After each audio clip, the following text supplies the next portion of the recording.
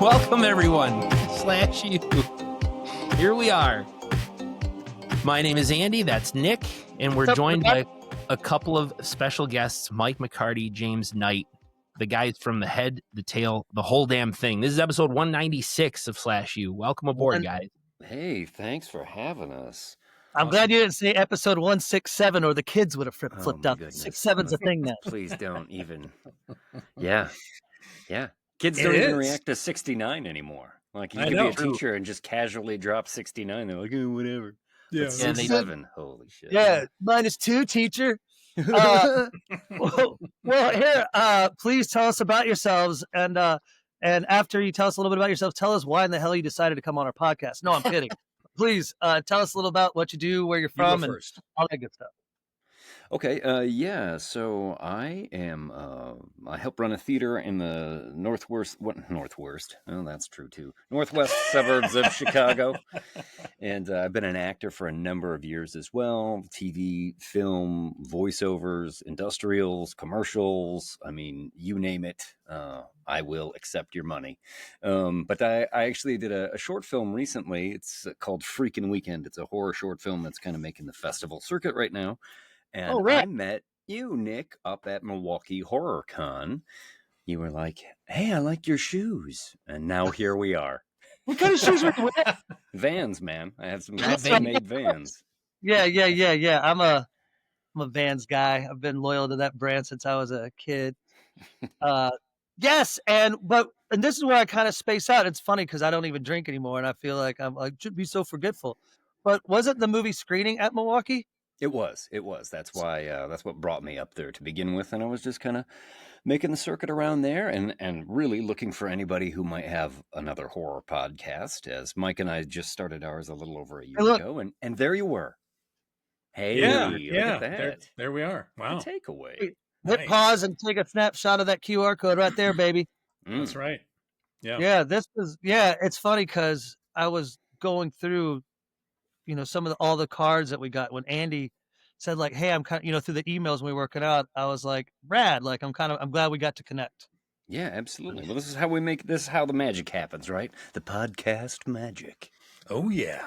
You and Andy, like, I feel like you and Andy have like the voices. Like, I'm like, hi, I'm Nick. Welcome to SlashU. Hi, I'm Mike. Welcome to SlashU. If Mike and I had it on podcast, it would be really fun. Yeah. Look, we're high on helium. Woo-hoo! You'd have to turn it down. Yeah. Well, Mike you guys have that like, hey, we're radio. Hi. Welcome aboard. Well, Mike and I are brothers too. We're brothers, and so sometimes I think we sound a little bit too alike. Yes. Mike has told me every once in a while. Oh yeah. I can hear it coming out now, Mike. Yeah, you got that. Edit.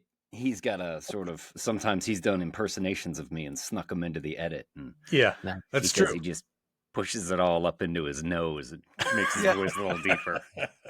If you've heard any of our podcasts, go ahead, Andy. I'm sorry. Mike's kind of a big deal. Mike, tell us a little bit about yourself. First of all, I want to commend Professor Nick for such a good come-on line with my brother. Hey, nice shoes. Yeah. Here we are. Hey, take my key. Put it in the bowl. There's only one key in this bowl. Hey, sorry.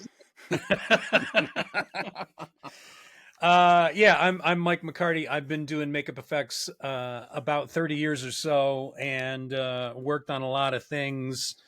I worked for K&B under Greg Nicotero for about 22 years. Rad. And now I run a makeup effects studio called Autonomous Effects. I've been running it since 2016. And we do everything from dead bodies to fake dicks to mechanical babies, old age makeups, horror films, comedies, kids movies, whatever. It doesn't matter. Again, let's get back to the fake dicks. Did you do Piranha 3D? Problem. I did. Jerry McConnell's dick? No. That one was digital, but yeah, I did work on the Jerry McConnell laying on the top with his legs all chewed up on the top of the boat. I was in fact, we were just on I Want to Be in the Sequel podcast talking about this very movie.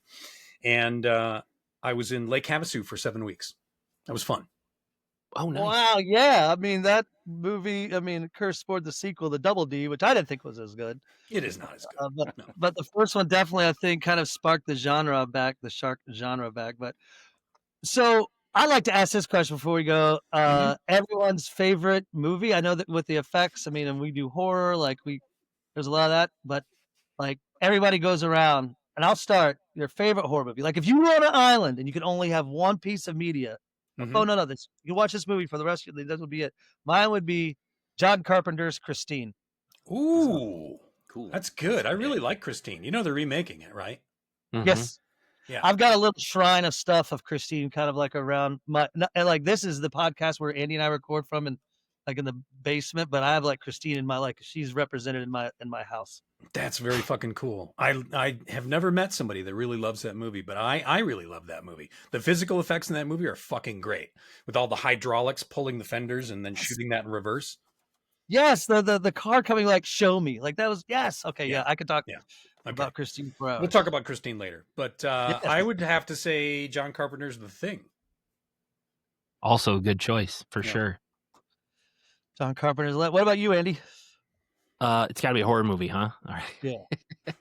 What did I say at HorrorCon? There was a couple of them that I really loved, but I guess if I had to pick, Event Horizon always freaked me out. Always freaked me out. That's one of the ones that legit made me scared, and I'm not really sure why, but I always thought that one was just one of the best ones I've seen in a long time. I've always wanted them to release the uncut version of that movie and do a sequel or a prequel. And I know they're working on a prequel in a graphic novel form right now. Okay. Yeah, I would read that. I'd be interested to know. Fuck yeah. That's good. It's a good movie. Good story. Whew. James? Can I have Jaws? Can I just take Jaws? It's the namesake of our podcast, but it's definitely my favorite movie. You've got Quint behind you some there, right? What's that? Oh, isn't Quint behind you? No, he got moved. Okay. He got moved to the other room. I have Mike. Mike commissioned one of his friends. Was it Nick? Yeah, Nick. Yeah, Nick Mara, sculptor. He did a bust of Quint. He did a bust of all three, right? Quint he did, and Cooper and Brody. But I have a bust of Quint. It's very stately looking in my library here. That is so fucking rad. I love that. Here's a. Do you either go by James or Jim or Big J? James. Okay, great. So dig this. Easy, Nick. You told me I had nice shoes, but we can't get to the Baby J quite yet. Listen, Baby J, I really like those Vans. How you doing? Did we talk about keys already? When I saw Jaws, I was, I'm 52, so that movie came out. I was for some reason able to watch it as a young kid, and I remember being kind of weirded out in the bathtub as a young kid, going, "Okay, I knew that Jaws couldn't come up, but I was like, holy shit, what that movie did to it's a great story. Those are the best ones when a horror movie affects the way you just walk around your regular life. You don't go in a swimming pool because of Jaws or something, or you turn off the TV and instantly start thinking about Samara from The Ring or something. Yeah. All right. Poultrygeist. Yeah. Wow. Well, that's cool. I think we picked a pretty good movie this week for guys who have familiarity with the industry. Let me ask you guys this right away. Had either of you seen it before? No, we had not. Did either of you know it was a musical? No. Yeah, neither did I. It started out, I think it kind of ended the musical thing. Quit being a musical pretty fast. We have seen a slasher opera movie, because believe it or not, like I said, we've done almost 200 of these movies. Mm-hmm. So, but what? Now I'm like, it had Meatloaf in it. You remember the name of it, don't you, Andy? It was Stage Fright from 2014. It's a Meatloaf. musical, and Meatloaf is in it. Yeah, and the killer, it has a knife in it, but the killer's it's like a rock opera. It's pretty cool, nice. We usually try to pick obscure stuff. We've done Troma before, but to be honest with you, I didn't really kind of bring it into the mix. I'm like, well, this is kind of the most. Troma's done crazy shit, but this was This movie is like the Troma guys had a surplus of all of their effect stuff. And they're like, what kind of movie can we make that we could just use everything in one weekend? all That's the partially diarrhea, true. blood, Yeah. whatever. Yeah.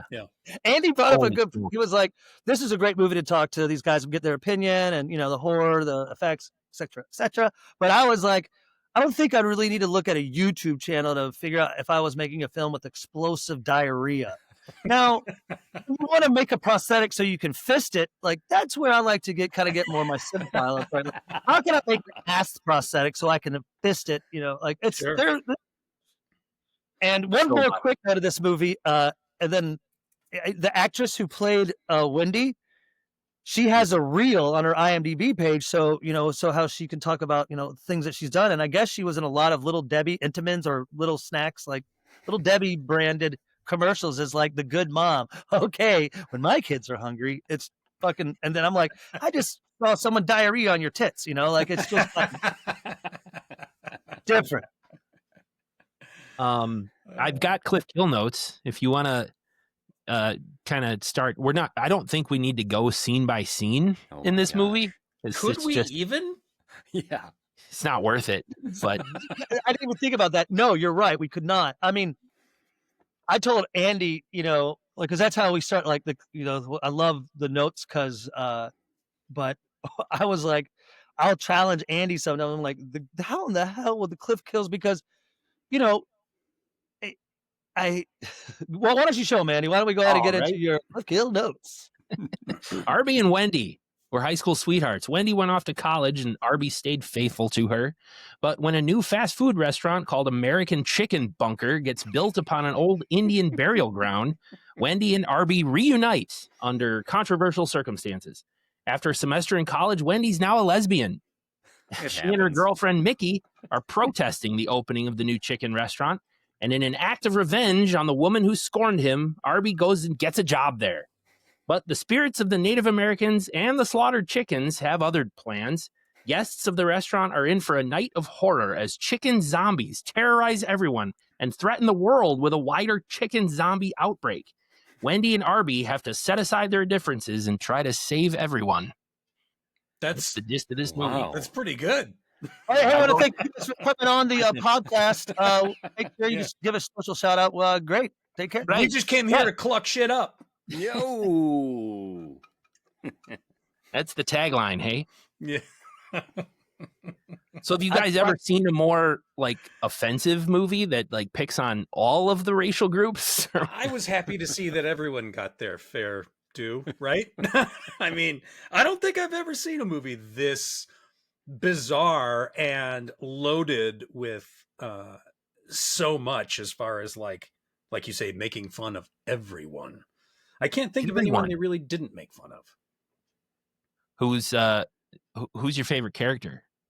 Oh, geez, that's a tough one.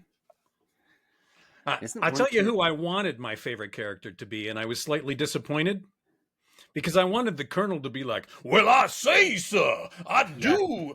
I find myself dignified to be sitting here amongst brethren that enjoy the poultry tastes of fried chicken. That's what I wanted that guy to be, but he kind of wasn't.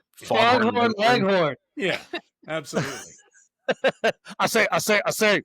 Oh, that was good. Yeah. I think what got me probably like my eyebrow going up when I was like, oof, was the indigenous gentleman who was addicted to alcohol, and they showed that. Like, I was like, yeah, because how they set it up too. We need the noble spirit of tribal, and then they show that. I'm like, I just saw a zombie fist someone, so that was like, so to say that threw me off was kind of different, but I think Nick, you texted me when you were watching it and you said I'm 20 minutes in and I've seen like 4 buttholes.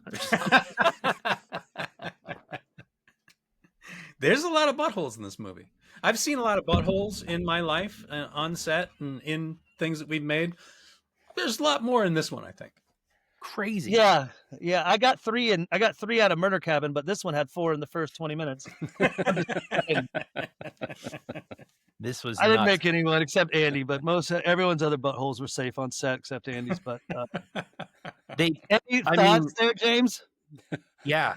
As in terms of favorite characters, like there's so much going on in this movie, and I gotta be honest with you right out the gate, because I know you guys always try and watch movies twice.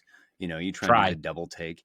Yeah. I could not watch this movie a second time. Same. I watched it the first time, and I was like, I think I'm tapping out. I think I'll just rely on Wikipedia for the rest of this. Yeah, but isn't good, James? Isn't there character the named Paco Bell who like comes back as a sandwich at some point? Yeah. Right? Yeah. what was it? The sloppy Jose.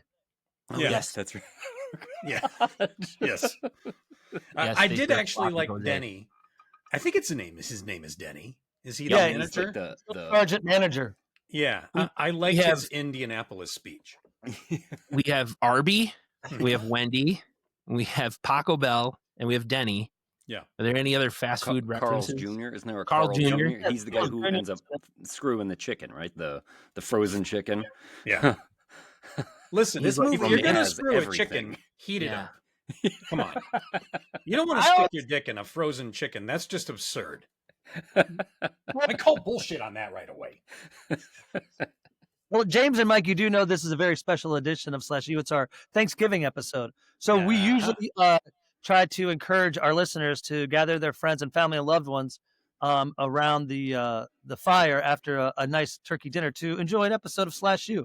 Yeah. And what better movie, to Right. have Why grandma watch- next to you? Why watch the Packers and the Lions when you could That's watch right. this movie? Listen, if there's any hot moms out there that have had a couple of glasses of wine, why don't you check out our podcast? Yep.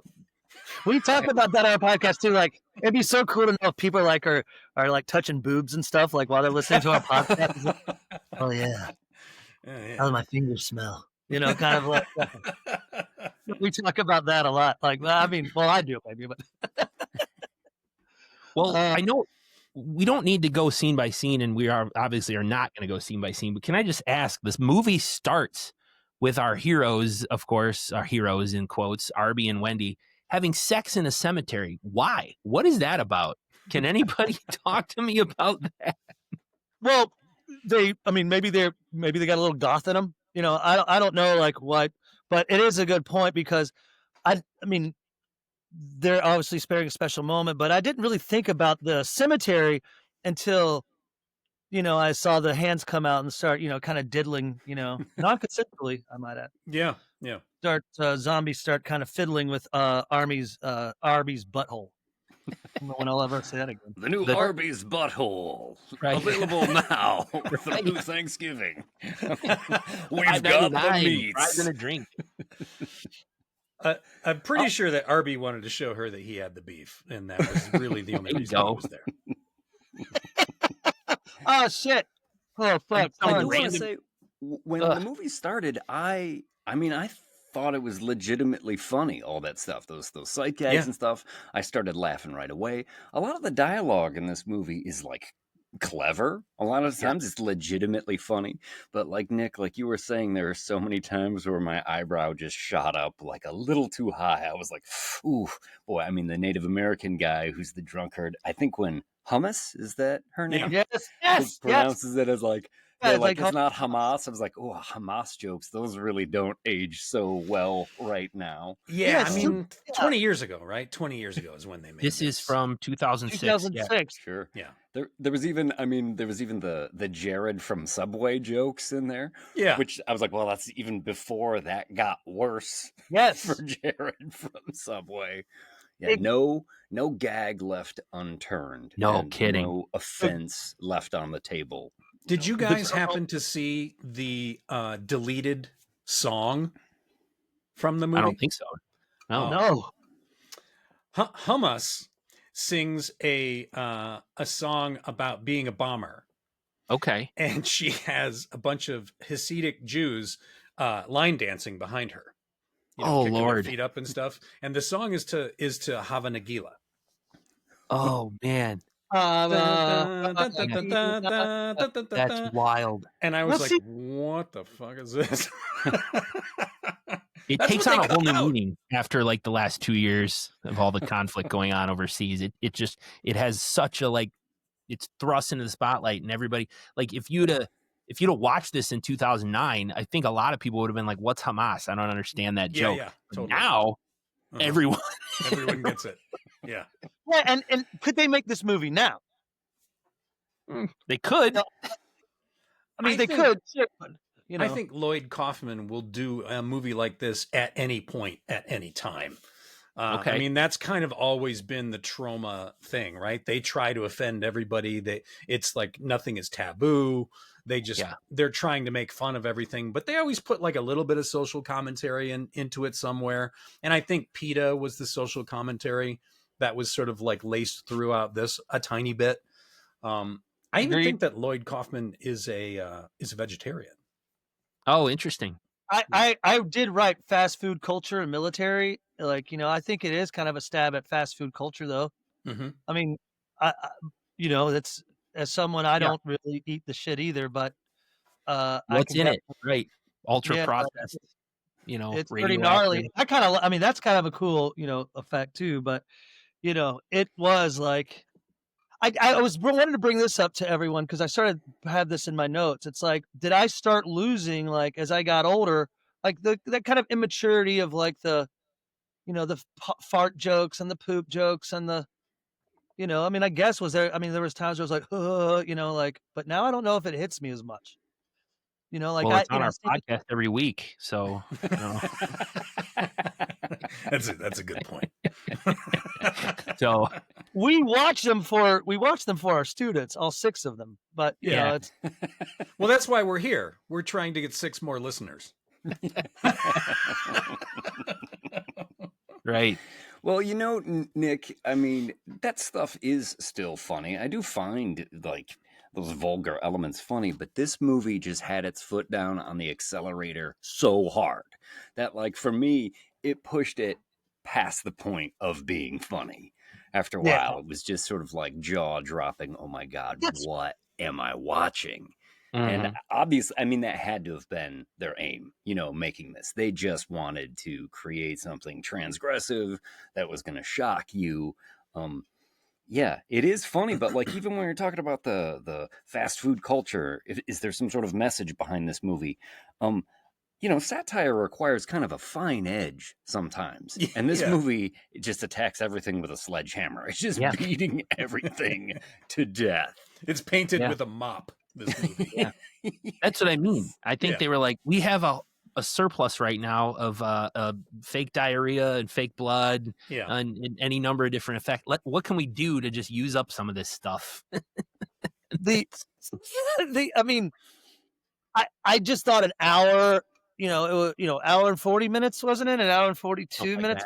I mean, this movie could have been done in 30 minutes. This could have been a short. Yeah, 100%. I agree with you, James. I think it really did take it a little too long. Like punchy shit, like Mike Judge is the king of that. Like what he did, even with like, you know, Beavis and Butt, quick punchy stuff, funny, but you know, like this one just kind of drew out a little bit, you know, to where I was almost just kind of like almost like James said, you know, I'm not gonna lie, I watched it like 1 1/4 time. Like I zipped through it this morning, but you know, like I almost kind of was like, is this fucking thing almost fucking over? You know, kind of.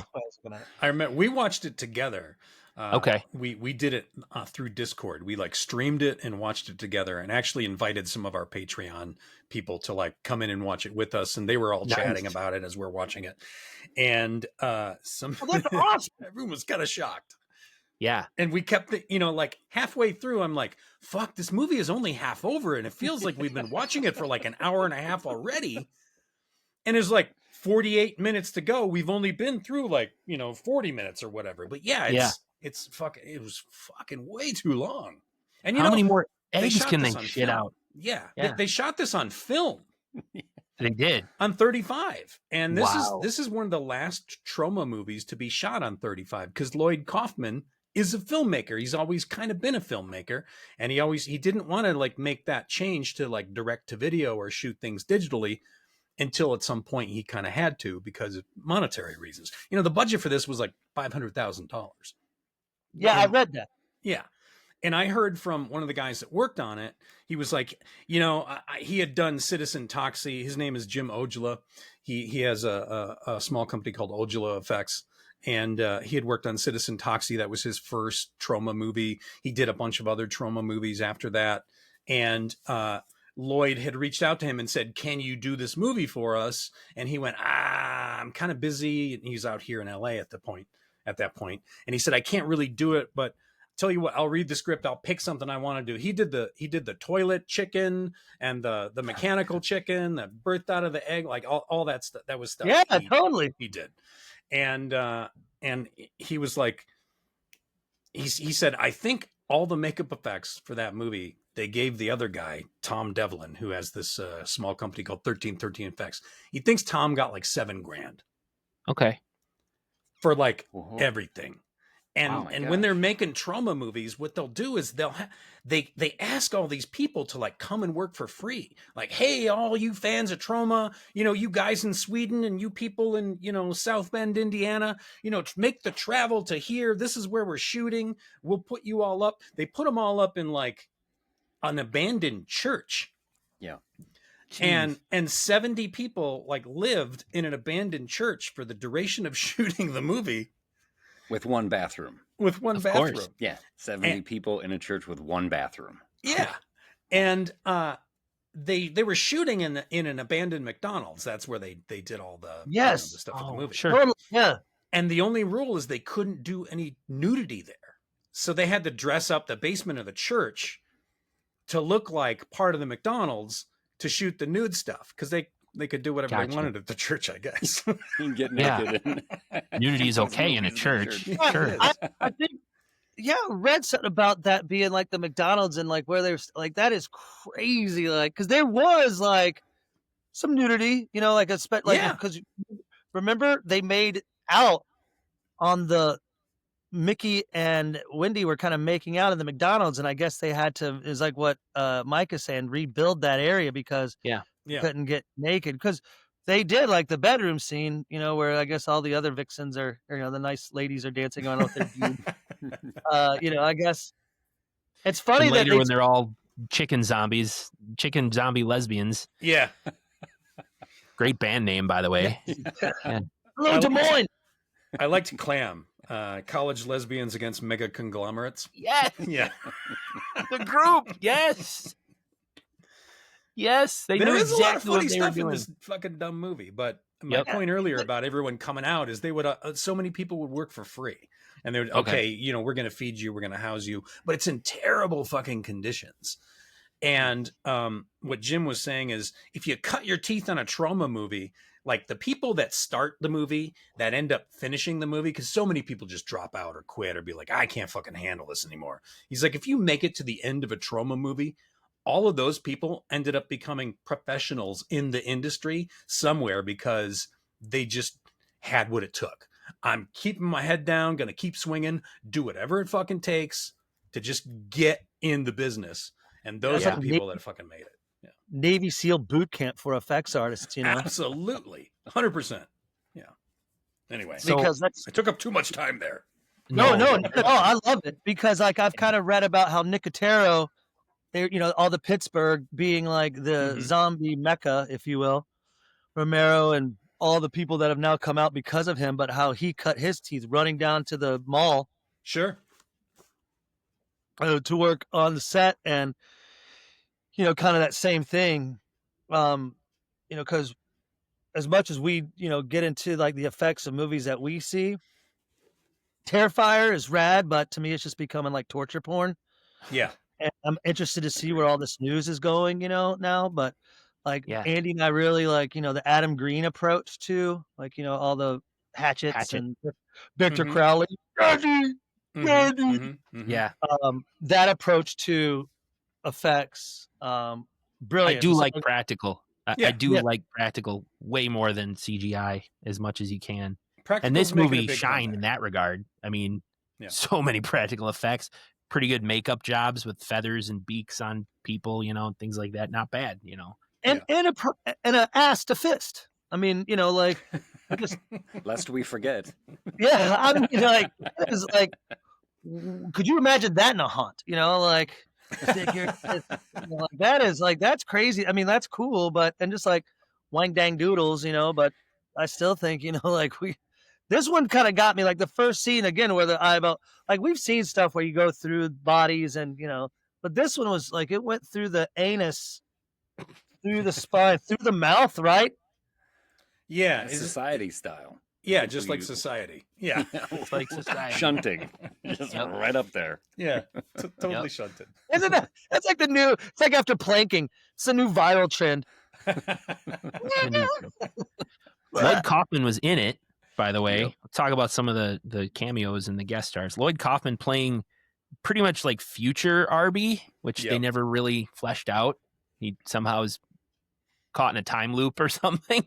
Future version of Arby. I thought that was cool. Ron Jeremy, in the movie. Oh yeah, the hedgehog himself. Yeah, we had a good moment when we were watching this. Like we had a couple people, you know, handful of people with us, and Mike and I were both like, "Hey, is that Ron Jeremy?" And then quickly we're like, "Actually, I have no idea who that is. I don't know who that guy is at all. I've never seen that man before in my life." Everybody knows the hedgehog. Everybody's seen Ghostbusters. You know, he was in Ghostbusters. That's how I know him. Sure. Oh, okay. Ghostbusters. He really was, though. That's what's so great. Like he was actually, you know, before he got in, you know, to the biz, he was actually living in New York, trying to make it as extras and try to get in the bit. And so he played like you know, one of the bystanders, and you could see him in a scene. I think he's on the city street. Yeah. Yeah, he's like looking up at the apartment building. Or that's what it is. Yeah, right on. So, but I always think about this though, as far as like we brought up before, Andy and I have talked about, and I brought it up earlier about could this movie be made now? Like, isn't it funny to think? Like, I try to think about the last movie that was made where it probably wouldn't be made now. They probably might change the script, and I always bring up Superbad, like because you know, think about American Pie. Think about like where they broadcast her, you know, a 17-year-old changing in front of everyone, you know, and then like even Revenge of the Nerds, you know, like. Yeah, like they make scenes now. Like what are movies like now being kind of limited, you know, because of you know times they are changing kind of thing, you know. Sure. I watched Bachelor Party about a month ago. You know, the Tom Hanks 80s. Yes. You know, Nick the Dick. Yeah, and back then it was funny to drug girls. You know. Yes. Like what? Really? Yeah. Yeah. Hey, bestiality. That's funny. Yeah. Yeah, banging a sheep. Exactly. I mean, it's like putting a picture of a naked, and then honestly dressing up as her boyfriend to have sex. Like, but she's like, "Oh, nerds are rad. I'm so glad it's you." You know, it's like, holy shit. Like, that's what I mean. That's what I'm getting about. Like, I'm always curious as to what boundaries can you push. You know, as far as like, you know, because I still don't think they could show what I mean, they could. I guess you still could stream it anywhere, but it's just crazy. Yeah. You're not going to see it on NBC or anything. Could you imagine the TV edit of this movie? It'd be like 7 minutes long. 6 minutes. ABC Family presents Poultrygeist. Right. Yeah. Oh shit. Well, the thing is, Nick, funny. I think that this movie, I mean, Troma films they're all kind of transgressive. You know what I mean? They're always pushing the boundaries of taste. And this movie, I mean, when they made this movie, it was like, you probably shouldn't make this movie. So looking at it now, they definitely wouldn't. But even the year it was made, it was slapping everybody's face and crossing every line that it could. That's they aren't brilliant. Doing a sequel though. We had that. Okay, yeah. Andy brought that up. That is it in post? I don't honestly know if it's in post or if it hasn't been shot yet. But what's the name? Isn't it something like the Henpire Strikes Back? Oh, of course. Oh boy. That would be what it's called. No, I don't know. The Henpire Strikes Back. Because I'm curious, we did Thanksgiving. I remember when Thanksgiving came out, you know, like back in the late 2000s, and what that guy went on to do, Jonathan or Jordan something, but I mean, he actually, you know, went to Hollywood and kind of did something. But I I'm curious about the sequel to this. You know, I don't know, like, what did they leave out of this movie? Yeah, I don't know. Seriously. It has the kitchen sink in it, for God's It's got sake. everything in it. I'm really, I'm like this right now. Like, what did they? I think that's what would draw people in. Yeah. Well, I think just all the boundaries and envelope pushing, honestly, probably attracts some people to it. Sure. You might have a fair amount of audience out there that's like, I want to see something that offends my sensibilities. I want to see that. Dare me. Yeah. Yeah. James brought up a good point though, like how you slap talking about PETA and the fast food industry, but like bring up Frankenhooker. You remember, like, wasn't it Super Crack? Wow. Like, because that's when that movie was 1992, but it was it 1999? Something, the 90s. I thought it was 92. But anyway, it was when the crack epidemic was just blowing crazy. So, I mean, they brought up that idea, that movie, Super Crack. And so, like, that to me probably was my favorite Troma. I mean, I know people like Toxic Avenger, and like, I guess that's what their laurels probably. Yeah, like that's the I didn't realize, on, right? I didn't realize how big Troma was, though, until Andy and I started this little podcast for, our audience of 7. Frankenhooker was 1990.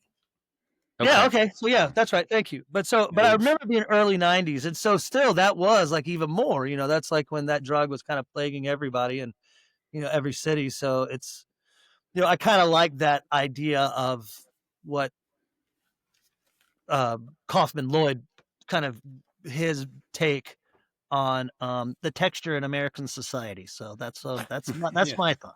Oh, super nerd. Very nice, sir. Oh God, cinephiles are worse than foodies.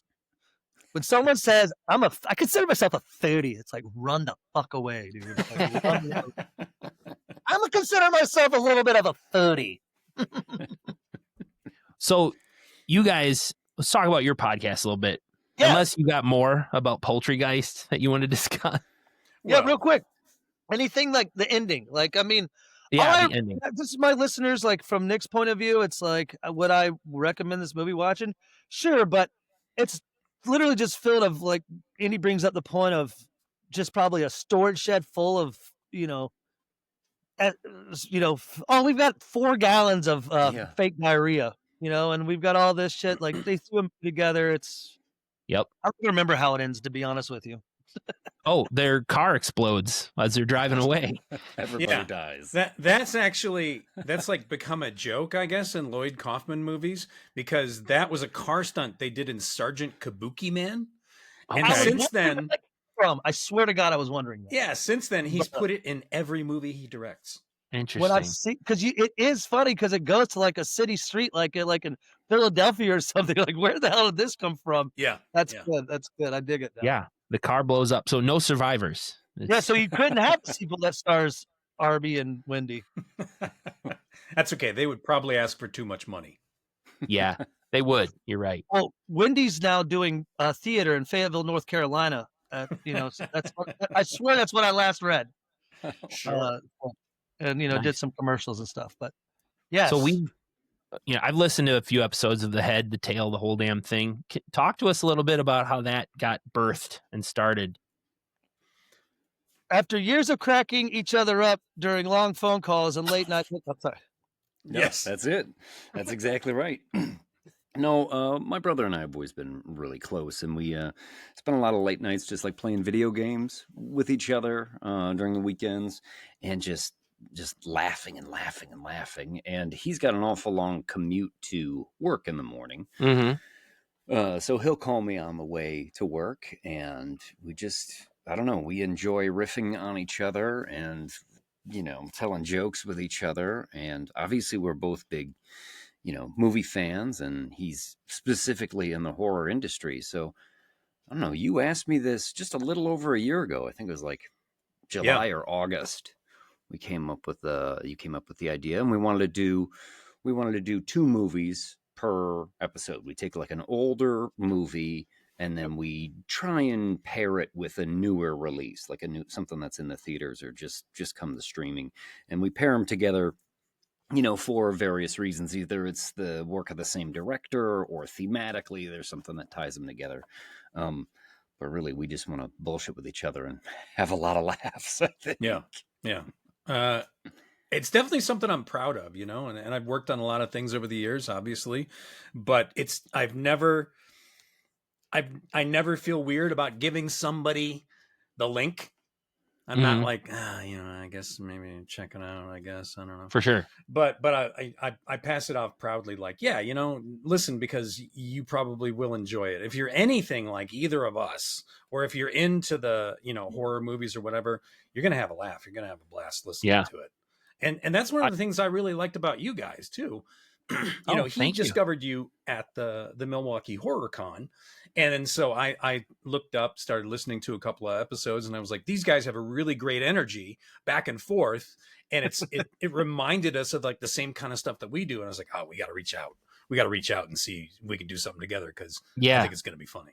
That's awfully nice. Yeah. No, I like your format where you're doing the old movie. And of course, the head, the tail, whole damn thing. So old movie. Yeah. New movie. No spoilers on the new movie, and then the whole damn thing where you do spoil. So you do give people an opportunity to like, hey, tune out if you don't want to be spoiled. Yeah. And you guys got a little better production value, I think, than SlashU, where you have, intermission music and sound effects. We spent a lot of time, dude. Both Mike and I are like, we have a problem sort of over preparing for stuff. Yeah. Like where we'll just keep working on it and working on it and working on it and fiddling with it. I mean, sometimes to our detriment, maybe. Certainly, I don't see my family as much as I used to because I'm in the basement all the time. But, nice. Going back to like an earlier point about Poultrygeist. That movie, and it's something that I have, and you guys have, congratulations on almost 200 episodes to you Thank guys. you. That is fantastic. That is so impressive. Every week, right? Every week, just about. Gosh. Yeah, we take some breaks here and there, but yeah, just about every week. We'll take January off, and then we're lucky that we live in the same city here in beautiful Milwaukee, Wisconsin, and so like where I'm at right now, it's like we have a dedicated studio where it's got like memorabilia and stuff like that. That's pretty great. Yeah, it's great. It really is. I think it's really helped keep it connected too, because we're homies as well. I mean, like casting him as the father in Murder Cabin was a fucking no-brainer. Sure. And so like that, it really helps kind of, I think, was able to kind of keep us going, because we started in it was like a COVID thing, everyone was hanging out. So I'm like, well, fuck, let's try to bring it together. But going from like episode 1 where Andy and I like, hi, did it on a phone. Yeah, we really put on an iPad, and then we kind of started watching the movie. It was Splatter University, and episode 1, and it's crazy to what we are now. And sure, I'm like what you were saying, Mike. I absolutely love it, but I don't share it like with like. It's kind of one of those things like you have to like horror to enjoy SlashU, and we do get, we do talk about boobs and pubic hairs and stuff like that, but but we do. I mean, speaking about being mature, our mom is one of our biggest fans. She's listened to every episode like 3 or 4 fucking times. Oh, my mom, she came to Murder Cabin and she's like, I think it's so funny how she's more rom-com Hallmark movie, and like here I am like, let's talk about fisting and diarrhea. Look at this we got. This is a laser. Like, what is it? That old disc that you put in? Like laser disc. Sure. Yeah, a final exam. That's episode 2. This is by like if any like we've done 100 and 95 whatever episodes. Yeah, so impressive. This is my worst fate. This is the worst movie. Someone says, "What is the worst movie you ever watched?" And this is final exam. My favorite one is Blood Diner. Oh, nice. Yeah. Nice. Well, to jump on that, Nick, kind of where I was going is that now that you've been doing it for a while, and Mike and I have been doing our podcast, I find myself, it's sort of changed the way I think about movies and the way I critique movies, and sort of now I'm very specifically looking for, the elements that are, that speak to me, and questioning why does it speak to me. And in that regard, Poultrygeist, which I wouldn't recommend to anyone. I wouldn't recommend this movie to anyone. But I gotta disagree. Me, as like somebody who is in, now like has a podcast and is actively critiquing movies, it did make me think like, why do I find that part offensive? Like what it is. I started thinking about other movies. Like, how come I don't find that one offensive, but I got triggered by this movie? Or it has helped me crystallize, I guess, some of where I think the lines are and the boundaries are for how I'm approaching movies and receiving these movies. So even though I didn't have a good time watching Poultrygeist, I won't say it was totally worthless endeavor at all. Like, That's I do good. feel like I got something out of it, if only to be like, well, there's the line. I don't want to I don't want to cross that line. There's a lot of laughs in it though, too. Yeah. I mean, there's been like what we just did. Like what I bring up with Andy when we talk about is movies with a lot of heavy one-liners, because I don't think an audience wants to hear it. And then he said, Mama has big boobies. And then she said, like, it just comes off too much.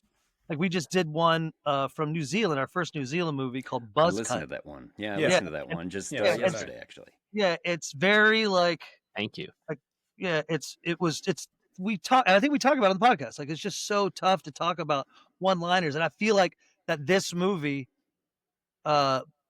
the cinematic masterpiece, Poultrygeist,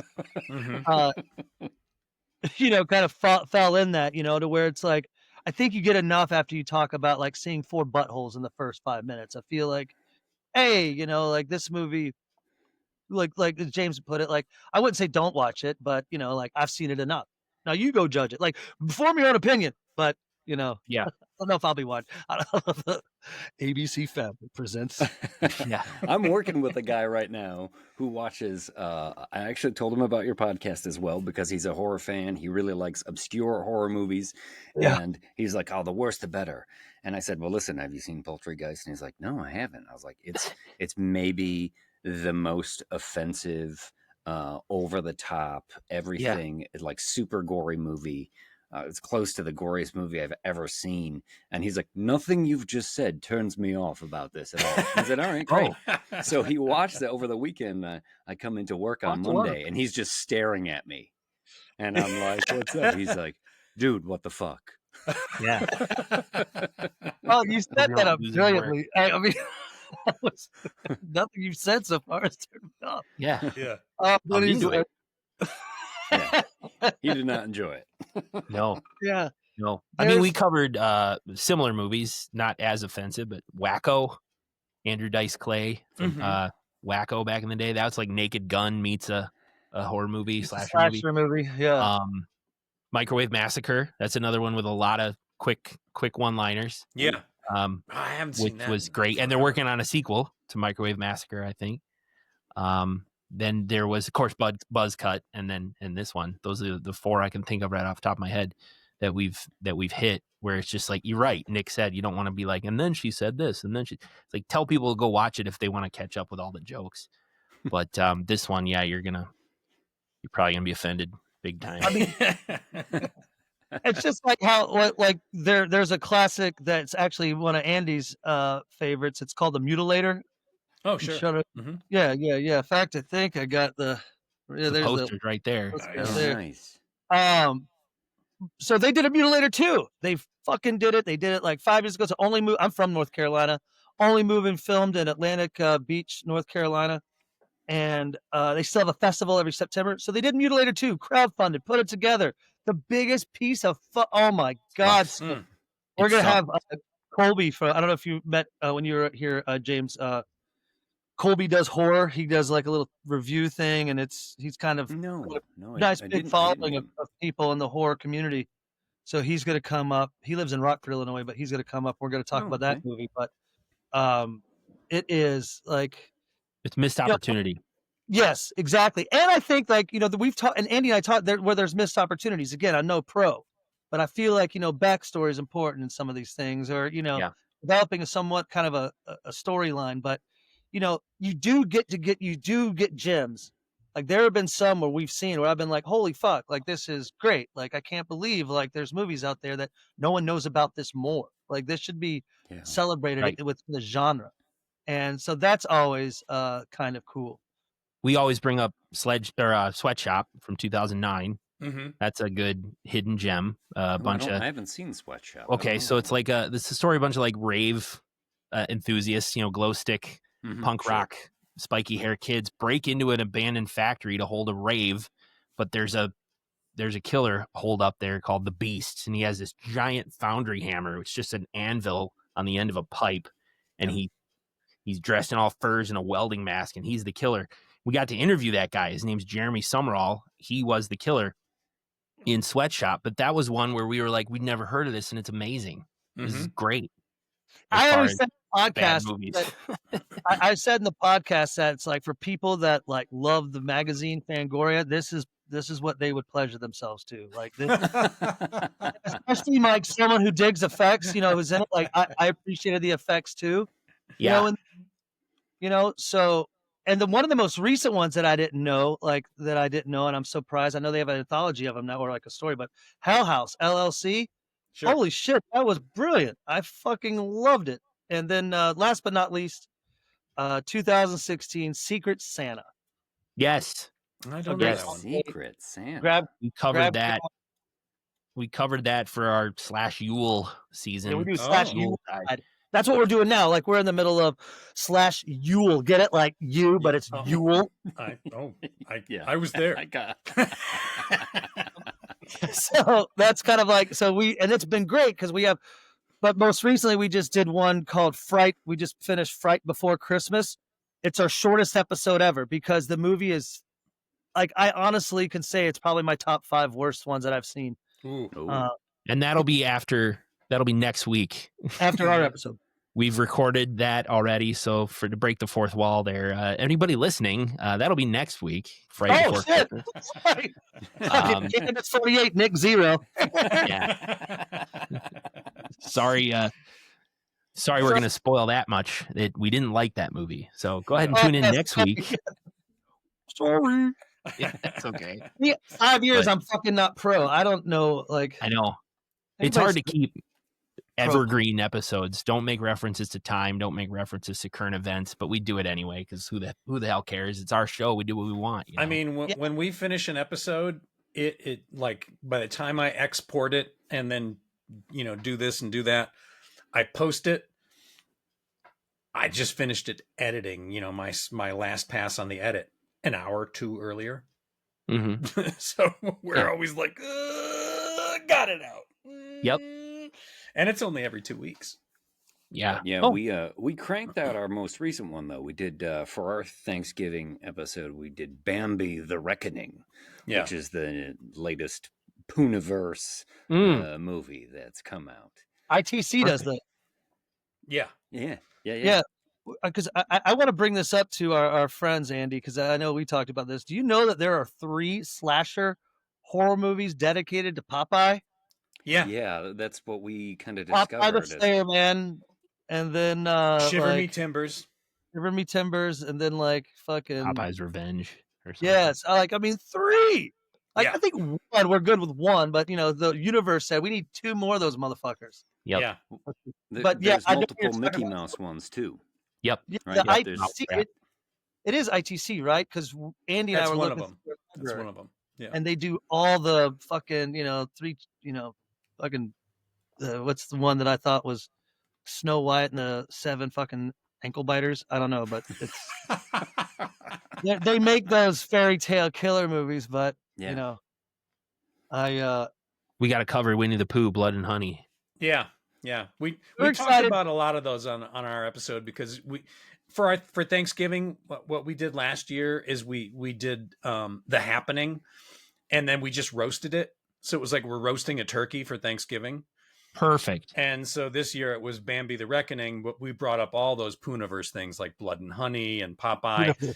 We had listeners send in like Twitter-sized reviews of some of those movies that we read. Oh, that's on great. the show. I think it's a good time. Pooniverse. We had our announcer Tyler. Like we have an announcer. I don't know if you know that. Yes. Yeah, they have an announcer, Nick, that introduces their show. He's just a friend of mine. He's a prop master that I've worked with on a couple of different shows, and I've known him for a bunch of years now. Really, really funny guy. So yeah. Is his stuff scripted or does he just off the cuff? He just kind of off the cuffs it. Yeah. Perfect. Yeah. So we had him in the studio for both the Thanksgiving episodes. Nice. That's awesome. We're excited about, because I think we've done Thanksgiving when that came out, the Eli Roth joint. We did that one. Of course, we did Thanksgilling. Blood Rage was our first Thanksgiving one. Yep. The one that was misstepping earlier when we first all hooked up. You know, what I'm not to about, brag, because I'm kind of a big deal, but McCarty right there in Thanksgiving is named after me. Oh, yes. Really? The character of McCarty that is like sells beer to the kids, who has the McCarty parties. yeah. Yes. Because I worked on like 3 different Eli Roth movies. And All right. And I'm in the Thanksgiving trailer, the original Grindhouse trailer. So you sell beer to kids, is what you're telling me? Absolutely. Yeah. I know the story behind Thanksgiving and how it started, but then this is a perfect segue into this one. What we're really excited about, our 200th episode, will be the remake of Silent Night, Deadly Night, dude. And I'm excited about that one. And have you heard anything about it, or is there any inside track? Because I know it's a really low budget. I know it was shot in Canada. Yeah. And they did it pretty quickly. And I know the guy that did the makeup effects for it. And I'm looking, I talked to him about it a little bit, but I'm going to talk to him about it more after the movie comes out. I can hook you up with him if you want.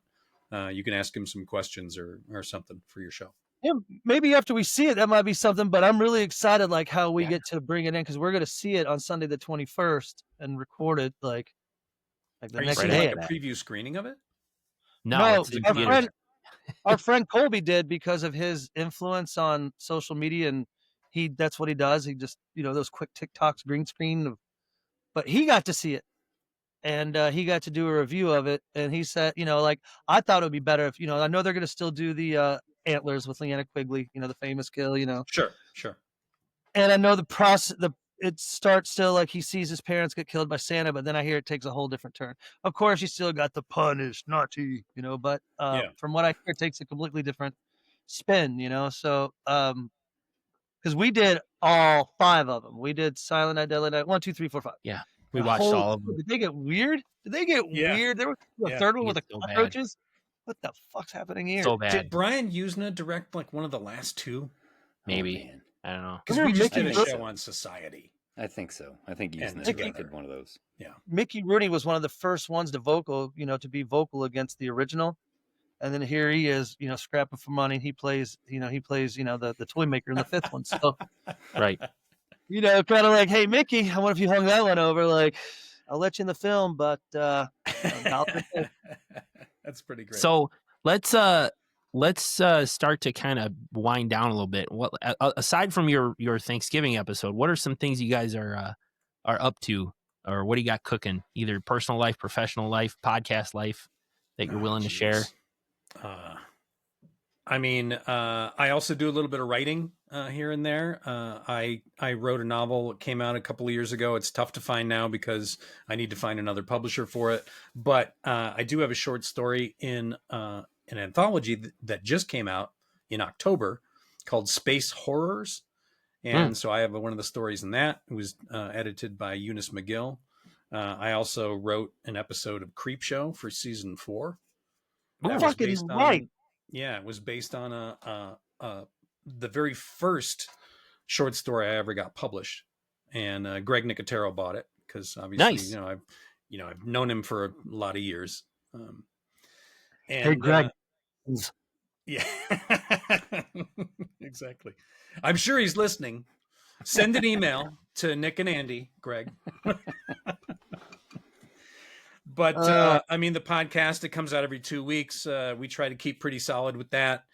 We do some fun stuff every year. Like I noticed you guys did like a March Madness kind of thing with slashers. We did too. We did the Bracket Bloodbath. Oh, cool. Coming up this March, we're going to do Final Girls. So that will be, how we will break it down. It'll be that's a great idea. There's a great, the Takeout, to be original, called Takeout. Just like it sounds. For a final episode, can I please just make a recommendation that she should be considered? Okay. Yeah. Oh, hell yeah. Well, hopefully us being here starts this sort of like long, keeping it in the family sort of tradition of podcasting. Thank you. Yeah, no, the horror community, and we've Whoa. got other podcast friends. Are we doing this?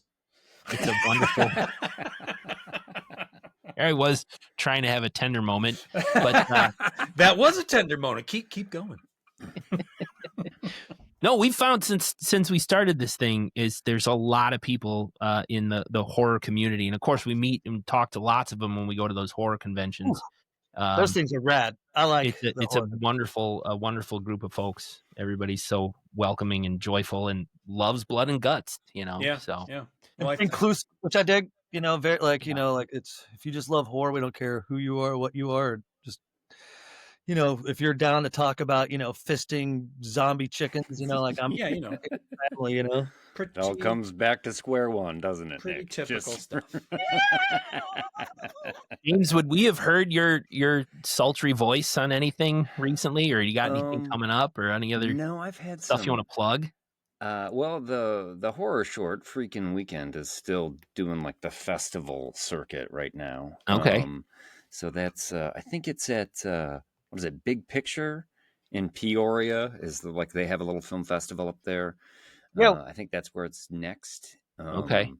But it was in one in Maine. It was just in one in Seattle not too many weeks ago. But yeah, so that's being pushed right now. And in terms of having heard my voice, I've had like national commercials and things like that, but nothing you probably remember. I'm going to hear you on a Toyota commercial, aren't I? No. Toyota. I've done combos. I've done Pop-Tarts. I've done Verizon. Oh, sure. That's cool. Yeah. What was that one where you were running through the airport? It was like a Spanish one, right? Didn't they dub you in Spanish? Yeah, no, I did a Spanish television commercial for like Arriba. For a cell phone company, and I was running through the streets of Bilbao, Spain. They flew me out to Spain for a week and treated me like a fucking big shot. So I have no service. Yes, I'm advertising, so I've written a lot of spots and worked with a lot of voiceover actors, and like having to kind of direct, kind of them and what they've done just for like ads for that's how I started out in writing, was in advertising, and then I decided I fell in love with screenplay writing, and that's what Murder Cabin was a feature with 3 stories, 50s, 90s, current day. Mm-hmm. So yeah, I really love that 50s aspect, and I love that it started out black and white. Like the kind of comedy. Yeah, absolutely. Yeah, kind of like great. That's what I remember telling my cast. I was like, watch the Donna Reed show. In fact, Shelley, the daughter, is named after Shelley Fabre, who played Donna Reed's daughter and Coach's wife on the sitcom Coach. But wow! But that's what I want to do, because I write horror. I've written 2 comedy horror that have done pretty well. Mm-hmm. As far as like comedy horror goes. But then like I've just written one called Wallpaper, and that's like I'm actually building a pitch deck for. I'm trying to be professional. Sure. And really trying to get it out, because writing is just what I love, and so he keeps that professional. All the unprofessional comes to this podcast. That's your outlet. Yeah, I'm doing my master's right now in community psychology, and that's why I have to cut it off early, because I have to get some work done. But like I'm sitting there going like, like I'm trying to be this studious, like, and then I get on the podcast. I'm like, Andy boobies. Well, the show is the head, the tail, the whole damn thing. Yeah, your most recent episode. Your most recent episode. Sorry to interrupt, Andy. Just if they have like social medias, websites, or anything like that. I was looking at the most recent episode, Halloween 2 with The Fog. Yeah, was the 2 movies. Fog. Yeah, we broke the rules a little bit on that one, because normally we do a new one and a classic, but we wanted to go kind of, because it was our Halloween episode, we wanted to double up on the Carpenter. Yeah. Gotcha. Yeah, we always try to do a lot of behind the scenes stuff. Like sometimes it's a movie I've worked on, like we did Dusk Till Dawn and Sinners. I worked on from Dusk Till Dawn, and we'll use a lot of the behind the scenes stuff. And I will reach out to people if it's not a movie I worked on. I'll talk to somebody I know that worked on it, get some like cool little things that happened. James brings up a lot of the acting and that sort of aspect of it. So we try and attack it from like not just being two funny brothers talking about a horror movie or whatever. We also try to get into really interesting aspects that maybe people don't know about it. No, you do. I've heard you. I like it. I like that. Thanks. I like that angle. I like do it like this has been fun. Like, having been able to connect with people not only in the industry but kind of celebrate the genre like we do. But I'm really glad the conversation continued after HorrorCon, because HorrorCon, Milwaukee HorrorCon, where we met James, was such a big deal kind of for us, because Murder Cabin was showing, it was our first, and SlashU was there. It was our second time there. And so it was like so much to kind of juggle to make sure and talking. So like, this is great. This kind of, to be able to talk about like, just movies that have impacted generations, that will continue to impact generations. Yeah. Like, that's a good segue, Nick, into our next episode, where we're going to cover from 2020, 1 hour, 21 minutes, The Fright Before Christmas. Santa arrives to revive Christmas tradition of spooky storytelling. However, his tales prove too terrifying, leading to dire consequences for those who hear them. That's absolutely false. That's not what happens in the movie, and we're going to talk about it next week. Some guys I know watched it, so it was pretty cool. The Fright Before Christmas. This is like I think it's either I'm the would you rather. I'm like, would you rather like eat reindeer shit or watch this movie again? But no spoilers. I recommend that you guys watch it. Should I have a side of reindeer shit nearby? Yeah. Have it ready. You can punch out at any time. Just grab a handful. And I'm you sure can there's stop the movie. Like an outpost that sells like something. You probably could find some reindeer shit, but reindeer shit with a cup of elf semen, because man, it's garbage. Elf semen. That would be like such a great name for like a Christmas lotion. Yep. What would an episode of SlashU be without mention of semen somewhere? Yes. Also true. That's what we do here. Well, thank you a lot, guys. I really appreciate it. Yeah. Thanks for having us. Man. Thanks. Yeah. Thanks for coming on. It's been great. Thanks for talking Poultrygeist, and we'll keep in touch for sure, and we'll have links to your stuff in the show notes here, and really, really appreciate your time. If you ever need us on good podcast, we'd love to make a appearance too. Absolutely. We'll have you guys on, and we'll talk about. I don't know, maybe we'll have you guys pick the movies. Oh yeah. Do they have to be ones we've already seen? That's a good, like we've seen a lot. An old one and something that's new.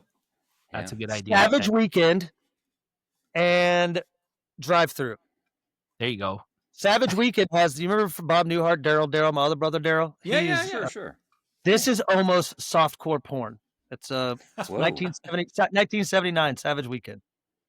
Yeah, softcore porn. Drive-throughs from like 2009, I think. Drive-through homicidal clown mascot from a burger restaurant. Yeah, boy, I feel like I've seen clips of that movie. Horny the Clown.